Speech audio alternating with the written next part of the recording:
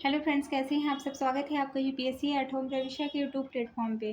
हम जो UPSC and UPPCS की मेंस आंसर राइटिंग कर रहे हैं, जिसमें हमारा जो टारगेट है डेली 5 क्वेश्चन की आंसर राइटिंग करने का, उसी सीरीज़ में हमारा ये क्वेश्चन है जीएस पेपर 5 से। अभी तक हमने इस सीरीज़ से 93 क्वेश्चन कंप्लीट कर लिए हैं। आज का हम क्वेश्चन देखेंगे, जो कि क्वेश्चन नंबर क्या है, 94 है।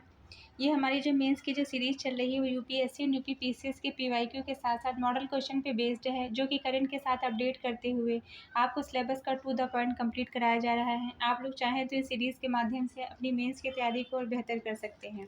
तो आज का हम क्वेश्चन देखेंगे। क्वेश्चन है हमारा, क्वेश्चन हमने ये लिया है यूपीपी से, जो 2024 का जो भी एग्ज़ाम हुआ है उससे हमने क्वेश्चन लिया है। क्वेश्चन क्या है, उत्तर प्रदेश की खाद्य सुरक्षा की चुनौतियों का परीक्षण कीजिए।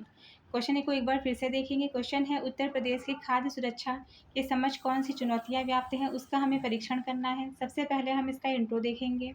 इंट्रो में हमने क्या लिखा है कि भारत की तरह उत्तर प्रदेश में भी खाद्य सुरक्षा केवल भरपेट भोजन तक सीमित नहीं, बल्कि यह पोषण, पहुंच, उपलब्धता और स्थायित्व के बहुआयामी आयामों से जुड़ी हुई है। एनएफएचएस की रिपोर्ट के अनुसार उत्तर प्रदेश में 17.3% बच्चे गंभीर रूप से कुपोषित हैं और 32% जो महिलाएं हैं वो एनीमिया से पीड़ित हैं। कितना परसेंट?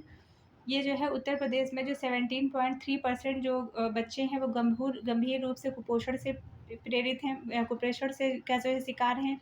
दूसरा जो है क्या है, 32% जो महिलाएं हैं वो एनीमिया से ग्रसित हैं।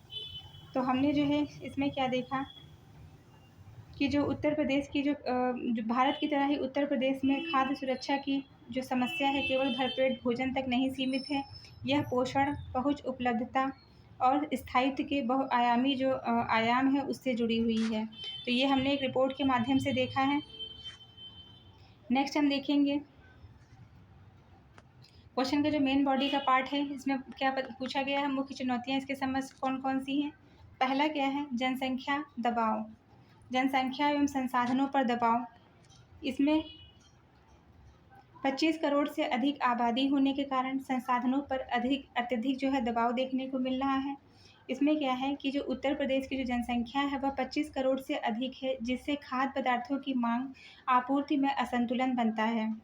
नेक्स्ट हम क्या देखेंगे, कम कृषि उत्पादकता, कृषि उत्पादन की समस्याएं जो देखने को मिल रही है, जिसके अंतर्गत कई जिलों में फसल उत्पादन राष्ट्रीय औसत से कम है।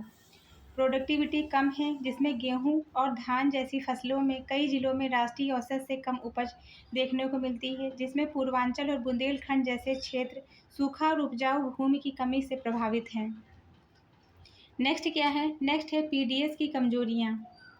इसमें क्या है, वितरण प्रणाली के जो खामियां हैं उसके माध्यम से हम इसको देखेंगे कि कुपोषण की जो स्थिति इसके कारण भी देखने को मिल रही है।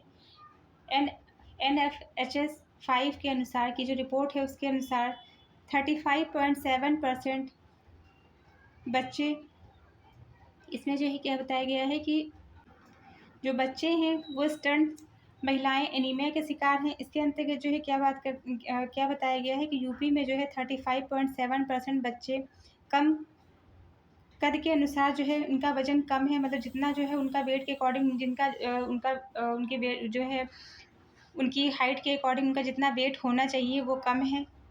दूसरा क्या है, जो महिलाएं यहाँ पे हैं वो क्या है, वो जो है एनीमिया किससे जो है ग्रसित हैं। फिर इसमें लीकेज, अपात्र लोगों को राशन, डिजिटल पहुंच की कमी इसके अंतर्गत गंभीर समस्या बनी हुई है। गरीब तबकों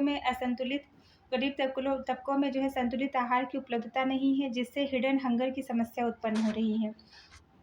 नेक्स्ट हम क्या देखेंगे, भंडारण की समस्या। इसमें क्या है, एफसीआई गोदामों में सीमित क्षमता, अनाज की बर्बादी देखने को मिल रही है। ये भी बहुत बड़ी समस्या है। एफसीआई और राज्य गोदामों में भंडारण की क्षमता सीमित है। वर्ष 2023 में 10% से अधिक अनाज भंडारण में खराब हुआ, जिससे खाद्यान्न की बर्बादी होती है। कितना परसेंट? 10%। जो अनाज था वो जो है 2023 की रिपोर्ट के अनुसार 10% जो अनाज है वो भंडारण की वजह से जो है खराब हुआ, जिससे खाद्यान्न की बर्बादी होती है। दूसरा क्या है, जलवायु स्थिरता। इसमें बाढ़, सूखा से कृषि पर असर देखने को मिलता है। ये भी बहुत बड़ी समस्या बनी हुई है। इसमें क्या है, अनियमित मानसून और बाढ़, सूखे से खाद्य उत्पादन को अस्थिर किया है। उदाहरण के लिए 2022 में पूर्वी यूपी में 60% से कम वर्षा दर्ज की गई है, जिससे फसल को हानि उत्पन्न हुई है। नेक्स्ट क्या है, पोषण योजनाओं का कमज़ोर क्रियान्वयन। इसमें मिड डे मील और आईसीडीएस का असमान कार्यान्वयन, महिला पोषण की स्थिति कमज़ोर होने से गर्भवती महिलाओं और नवजातों पर असर पड़ता है इसका। मिड डे मील और आईसीडीएस योजनाओं का कार्यान्वयन अभी भी कई जिलों में कमज़ोर है। तो ये हमने जो है क्या देखा, ये हमने देखा उत्तर प्रदेश में खाद्य सुरक्षा की समझ कौन सी चुनौतियाँ व्याप्त हैं। नेक्स्ट हम इसका कंक्लूजन देखेंगे। अतः निष्कर्षतः यह कहा जा सकता है कि खाद्य सुरक्षा हेतु उत्तर प्रदेश को उन्नत कृषि तकनीक, सुधारित पीडीएस और सशक्त पोषण योजनाएं और अनुकूल रणनीतियां अपनानी होंगी। तो ये हमारा क्वेश्चन कंप्लीट होता है, जो कि हमने लिया था जीएस पेपर 5 से। आप लोगों की सीरीज़ हमारी कैसी लग रही है हमारे कमेंट सेक्शन में ज़रूर बताइए। ऐसे ही पढ़ते रहिए, लाइफ में आगे बढ़ते रहिए, यूपीएससी एट होम प्रविष्या के साथ में मेंस आंसर राइटिंग करते रहिए। जिस किसी को भी इसका पीडीएफ चाहिए वो हमारे टेलीग्राम हैंडल प्रविष्या के ऊपर कॉन्टैक्ट करके पीडीएफ को प्राप्त कर सकते हैं। Thank you.